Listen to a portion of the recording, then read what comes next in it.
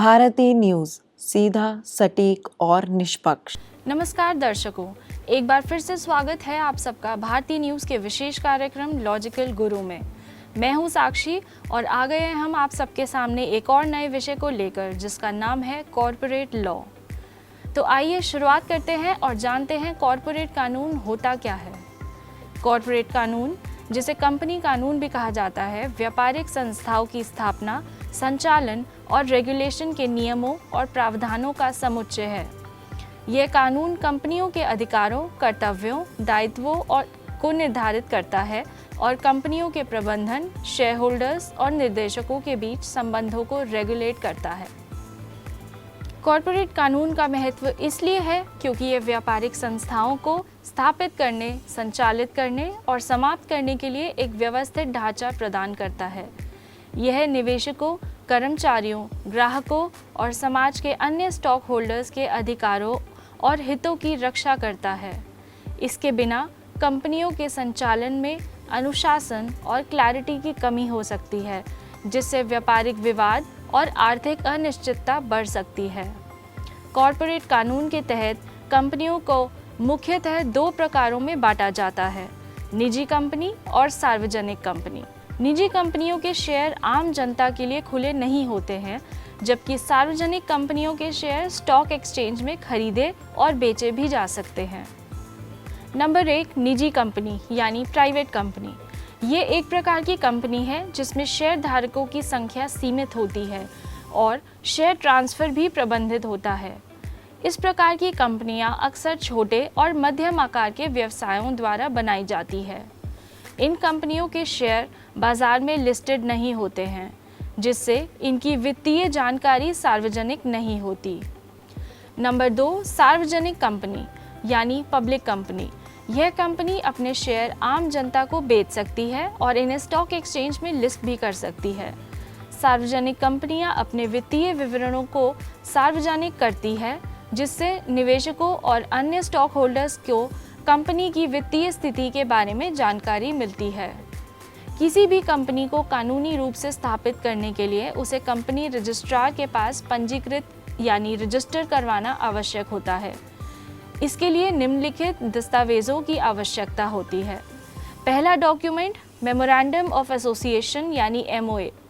इसमें कंपनी के उद्देश्यों, नाम, रजिस्ट्रेशन ऑफिस का पता और कैपिटल स्ट्रक्चर का विवरण होता है। यह डॉक्यूमेंट कंपनी के गठन की नींव होती है और इसमें कंपनी के उद्देश्यों और संचालन की दिशा निर्धारित की जाती है। नंबर 2 यानी आर्टिकल्स ऑफ एसोसिएशन AOA। इसमें कंपनी के आंतरिक प्रबंधन से संबंधित नियम और विनियम होते हैं। यह डॉक्यूमेंट कंपनी के संचालन के नियमों को निर्धारित करता है, जैसे निदेशकों की नियुक्ति, बैठकें और शेयरधारकों के अधिकार। निदेशक कंपनी के संचालन के लिए जिम्मेदार होते हैं। वे कंपनी के नीतिगत निर्णय लेते हैं और कंपनी के दैनिक कार्यों का प्रबंधन करते हैं।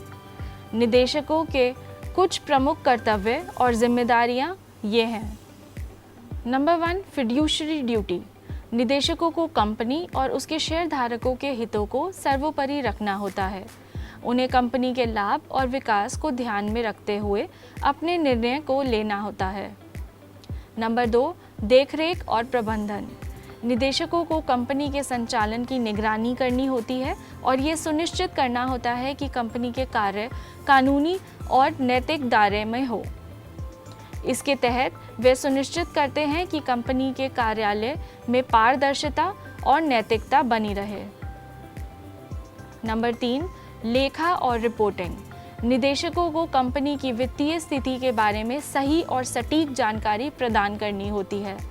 यह जानकारी शेयरधारकों और अन्य हितधारकों के लिए महत्वपूर्ण होती है, ताकि वे कंपनी के वित्तीय स्वास्थ्य का आकलन कर सकें। शेयरधारक कंपनी के मालिक होते हैं, लेकिन वो कंपनी के दैनिक प्रबंधन में शामिल नहीं होते हैं। उनके अधिकार और कर्तव्य निम्नलिखित हैं। नंबर 1, मतदान का अधिकार। शेयरधारकों को कंपनी के इम्पोर्टेंट डिसीजंस जैसे निदेशकों की नियुक्ति या कंपनी के विलय पर मतदान करने का अधिकार होता है। यह अधिकार उन्हें कंपनी की नीतियों और दिशा को प्रभावित करने का शक्ति देता है। नंबर 2, लाभांश प्राप्ति यानी डिविडेंड यील्ड। कंपनी के लाभ में से एक हिस्से को लाभांश के रूप में प्राप्त करने का अधिकार होता है। यह लाभांश कंपनी के वित्तीय प्रदर्शन पर निर्भर करता है। नंबर 3, कंपनी की परिसमाप्ति। कंपनी के बंद होने की स्थिति में शेयरधारकों को कंपनी की संपत्तियों में से उनके निवेश के अनुसार हिस्सा प्राप्त होता है। इस प्रक्रिया में कंपनी की देनदारियों का भुगतान पहले ही किया जाता है और शेष संपत्ति को शेयरधारकों में बांटा जाता है। कॉरपोरेट गवर्नेंस का तात्पर्य उन प्रक्रियाओं, प्रथाओं और नियमों से है जो ये सुनिश्चित करते हैं कि कंपनी के प्रबंधन और संचालक में पारदर्शिता, जवाबदेही और ईमानदारी बनी रहे।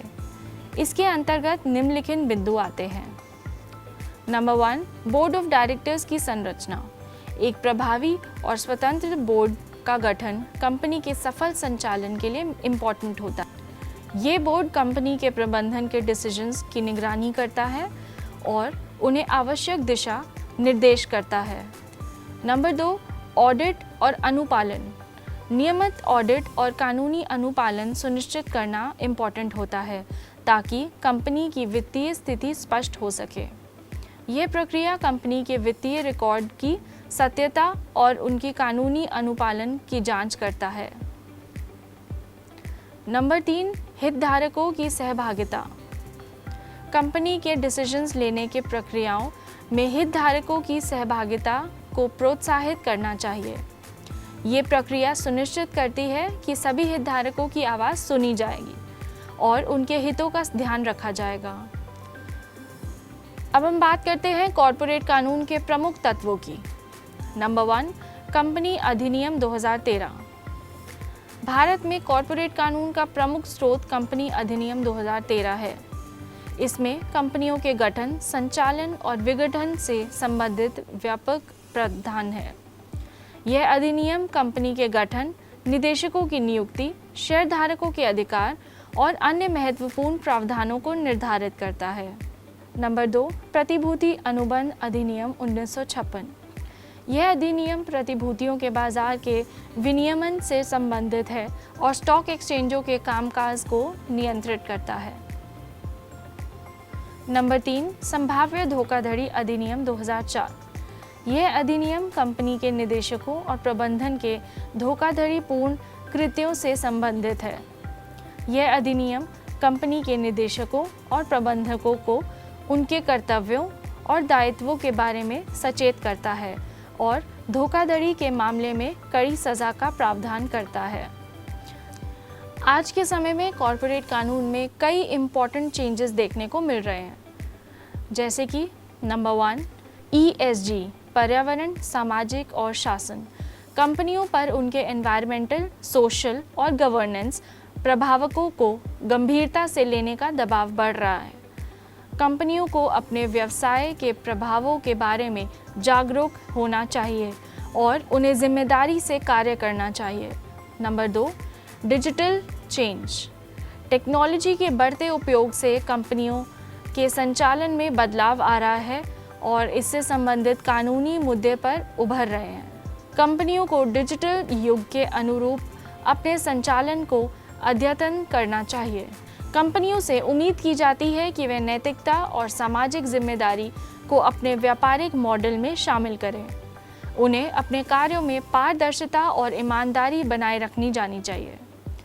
कॉरपोरेट कानून व्यापारिक संस्थाओं के गठन, संचालन और डिसोल्यूशन के विनियमित करने के लिए एक व्यापक ढांचा प्रदान करता है। यह कंपनियों के निदेशकों, प्रबंधकों और शेयरधारकों के अधिकारों और कर्तव्यों को डिफाइन करता है और कंपनियों के प्रबंधन में पारदर्शिता और जवाबदेही सुनिश्चित करता है। आधुनिक व्यापारिक परिदृश्य में कॉरपोरेट कानून में नए प्रवर्तन और सुधार आवश्यक हैं ताकि बदलते समय में परिस्थितियों के अनुसार रेलेवेंस बना रहे। कॉरपोरेट कानून व्यापारिक संस्थाओं के संचालन और सुव्यवस्थित और पारदर्शिता बनाता है, जिससे आर्थिक विकास और समाज में स्थिरता बनी रहती है। इसी के साथ हम आपसे लेते हैं विदा। मिलेंगे अगले बुधवार शाम 8 बजे लॉजिकल गुरु पर।